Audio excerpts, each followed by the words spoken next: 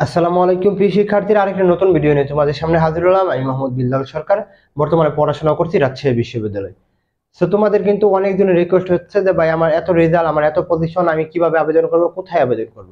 তো সেই বিষয়ে কিন্তু আমরা কথা বলবো। অর্থাৎ তোমরা যাদের রেজাল্ট কম রয়েছে, ফলাফল কম রয়েছে, তাদের জন্য যেটা করণীয় সেটা হচ্ছে যে জিএসটি নিউ ইউনিভার্সিটি, অর্থাৎ নতুন যে বিশ্ববিদ্যালয়গুলো রয়েছে সেগুলোতে তোমরা কিভাবে কি করবে, অর্থাৎ কাদের এই নতুন বিশ্ববিদ্যালয়ে আবেদন করা দরকার, কত নম্বরে এই নতুন বিশ্ববিদ্যালয়ে আবেদন করা দরকার, সেই বিষয়ে কিন্তু কথা বলবো। এর আগে অবশ্যই বলবো চ্যানেলটি সাবস্ক্রাইব করে আমাদের পাশে থাকবে।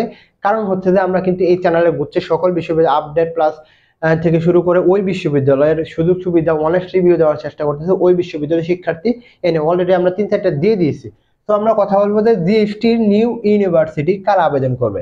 প্রথম যারা কথা বলবো, যারা মোটামুটি হতাশায় রয়েছে, যাদের রেজাল্ট কম, সেটা হতে পারে এ ইউনিট, সেটা হতে পারে বি ইউনিট, সেটা হতে পারে সি ইউনিট, যেগুলো যে কোনো মানে ইউনিটের হতে পারে, কোনো সমস্যা নেই। কারা এখানে আবেদন করবে? যাদের রেজাল্ট মোটামুটি লাস্টের দিকে রয়েছে, যাদের আশাহত হয়েছে, তারাই কিন্তু এই নতুন বিশ্ববিদ্যালয়ে আবেদন করবে। নতুন বিশ্ববিদ্যালয়ের মধ্যে হতে পারে কি,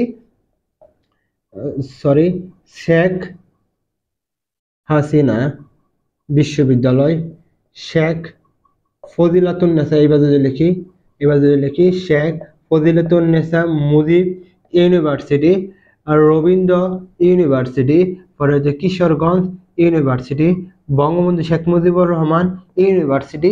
এগুলো কিন্তু মোটামুটি নতুন বিশ্ববিদ্যালয়। তো এগুলোর মধ্যে কিন্তু তোমাদের যাদের রেজাল্ট কম রয়েছে অবশ্যই অবশ্যই আবেদন করতে হবে। যেমন কি যাদের রেজাল্ট এ ইউনিটের 32+ রয়েছে, তারা কিন্তু এখানে আবেদন অবশ্যই করে রাখবে। লাস্টের হচ্ছে যে কখন কি হয়ে যায় কিন্তু বলা যায় না।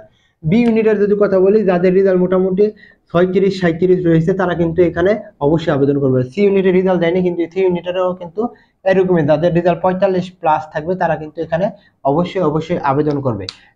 নতুন বিশ্ববিদ্যালয়ে আবেদন করার ক্ষেত্রে অবশ্যই টেকনিক ফলো করতে হবে, কিভাবে আবেদন চয়েস দিবে, কিভাবে কোন সাবজেক্ট আগে দিবে, ওই বিষয়ে কিন্তু তোমাকে জানতে হবে। তাহলে মোটামুটি তোমরা কিন্তু নতুন বিশ্ববিদ্যালয়ে তোমরা কিন্তু চান্স পেয়ে যাবে।